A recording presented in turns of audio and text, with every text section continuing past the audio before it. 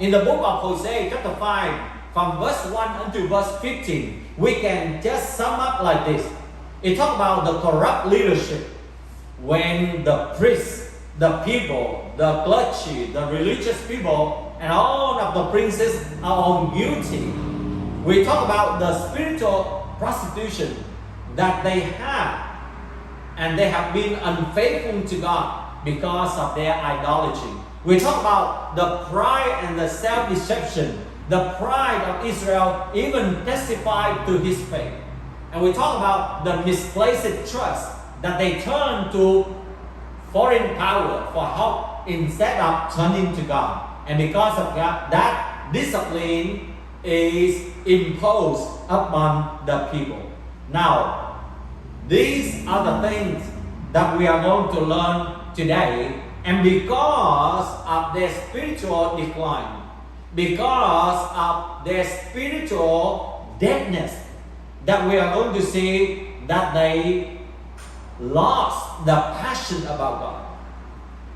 It is the gradual weakening of their relationship with God, of their passion for God, and of their obedience to God, personally or corporately. And we can see that the Israel people, each one of them, and together with their prince and the people, that they have walked away from God. And because of that, it results in the loss of love, the loss of holiness, the loss of power, the loss of their spirituality, and leading them to the spiritual and moral crisis. And especially into captivity. So let us see from these 15 verses quickly that I'm going to tell you about the decline of their spirituality and what are those symptoms that you and I can see in our daily life today, and how are we going to be reminded of the many biblical examples or characters who falls and decline in their spirituality, and how you and I are going to respond to it. In verse number 1, that you and I will become to see the spiritual decline. First of all, they become, or the Israelites become a stumbling block for others. They are corrupted and rebellious. And the book of Hosea chapter 14 verse 9 said, "The ways of the Lord are right. The righteous walk in them, but the rebellious stumble in them." And this describes exactly the situation of the Israelites.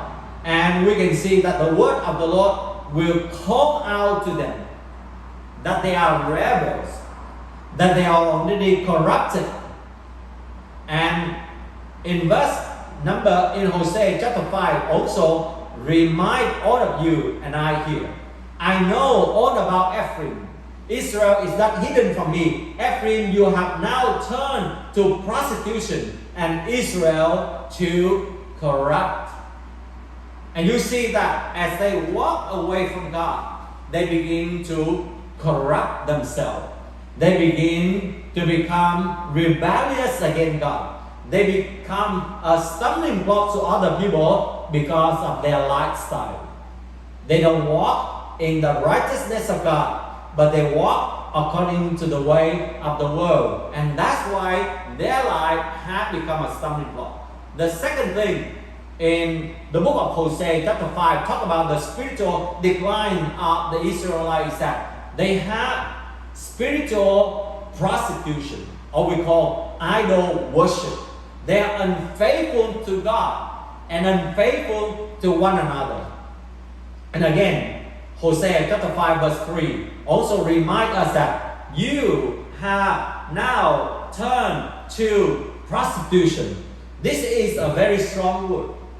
And you know that in the past when we even mention about this word, we don't want to mention about this word because we can feel the shame and the guilt. And yet today the people call, "Go for it, go for it, go for prostitution." And as if that they don't have any concern anymore. As if that they don't feel ashamed to those words anymore. And exactly that was the situation of the Israelites as well as the world today. So the third thing is that they reject God and do not acknowledge God. And this leads them to the spiritual decline. Their deeds do not permit them to return to their God. A spirit of prostitution is in their heart, and they do not acknowledge the Lord. And this also happening in our world today, as it happened for thousands of years before.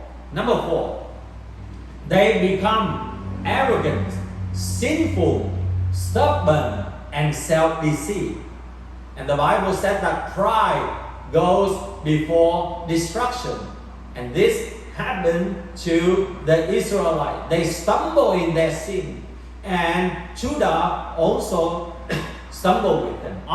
They become a stumbling block for other people.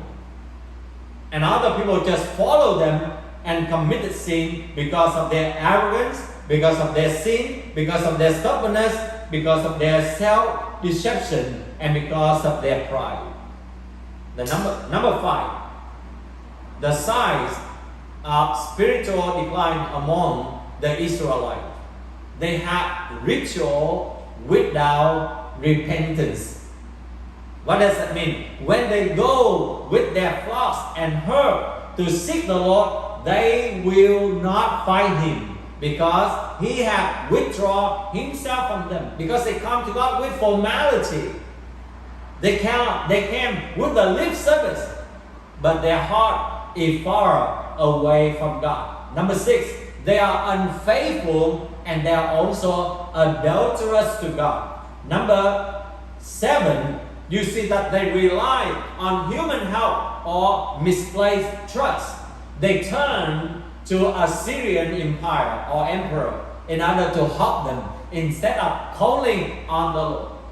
Ephraim is oppressed, tremble in judgment, intent on pursuing idols. I am like a moth to Ephraim, like rot to the people of Judah. When Ephraim saw his sicknesses and Judah his sores, then Ephraim turned to Assyria instead of turning to God.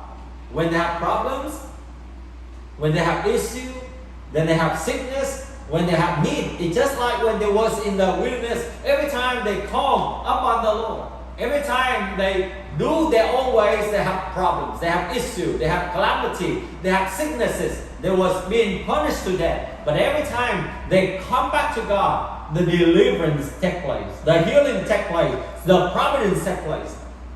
But how surprising it is that many times that we are in the modern world, we are always also like that. We want to rely on human networks rather than God. Number 8, they walk away from the presence of God.